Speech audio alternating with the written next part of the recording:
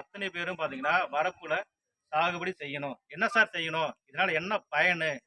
ஏன் நாங்க காலகாலமா விவசாயம் பண்றோம். நீங்க என்ன புதுசா வந்து சொல்றீங்க? நான் புதுசாலாம் சொல்றது இல்ல. இதெல்லாம் ஏற்கனவே நம்ம வந்து முன்னோர்கள்லாம் பண்ணியிருக்காங்க. வரப்புல பார்த்தீங்கன்னா, காராமணி செடி போடுங்க. வரப்புல நெல்லு பயிர்ல காராமணி செடி போடுங்க. அது நல்லாருக்கும். 2வது பார்த்தீங்கன்னா, உளுந்து போடுங்க. அது நல்லாருக்கும். 3வது பார்த்தீங்கன்னா, மஞ்ச கலர் பூ வரக்கூடிய சாமந்தி பூச்செடிகள நடுங்க. இல்லன்னா சூரியகாந்தி செடிகள் நடுங்க. முக்கியமா இப்ப திரும்ப சொல்றேன்.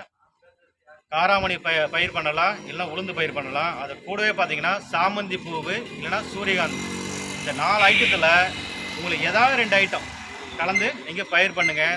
இந்த பயிர் பண்ணீங்கன்னா, நன்மை செய்யக்கூடிய பூச்சிகள் வந்து அந்த பயிர்ல வந்துரும். எதுல? காராமணில, சாமந்தி பூவுல, சூரியகாந்தி பூவுல, உளுந்து பயிர்ல நன்மை செய்யக்கூடிய பூச்சிகள் வந்துரும். அதுல என்னென்ன வரும்? பொறிவண்டு, ஊசி தட்டா, இந்த கும்புடு சாமில பெருமாள் பூச்சி, இந்த மாதிரி சிலந்தி, குளவி, இந்த பயிர் பூரா நன்மை செய்யக்கூடிய பூச்சி பூரா வந்துரும். அப்ப தீமை செய்யக்கூடிய பூச்சி என்னென்ன இருக்கு நெல்லுல? குருத்து பூச்சி இருக்கு, இலசுருட்டு புழு இருக்கு, ஆனைக்கும்பன் ஈ இருக்கு, சரிங்களா? தத்து பூச்சி இருக்கு, மொத்தையா நம்ம வாயில எல்லாருக்கும் வரக்கூடிய புகையான இருக்கு. புகையான இருக்கு. இந்த மாதிரி வந்து தீமை செய்கிற பூச்சிகளை வந்து இது பிடிச்சி சாப்பிட்றோம். அதனால வந்து வரப்பு பயிர் அவசியம் செய்யணும். வரக்கூடிய கொஞ்சம் லேட் பண்ணுங்க. அப்புறம் நான் விட்டுருவேன். டிபிடி கொஞ்சம் வாங்கி விடுங்க. இருக்கு ரொம்ப லேட் பண்ணாங்க.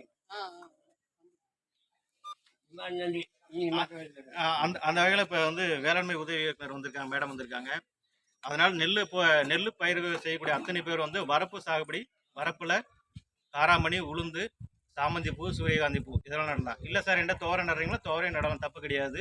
கூடவே வந்து கம்பு, சோளம், மக்காச்சோளம் இந்த பயிரும் பயிர் பண்ணலாம். இது பயிர் பண்ணுறது பார்த்தீங்கன்னா, உங்களுடைய நன்மை செய்யக்கூடிய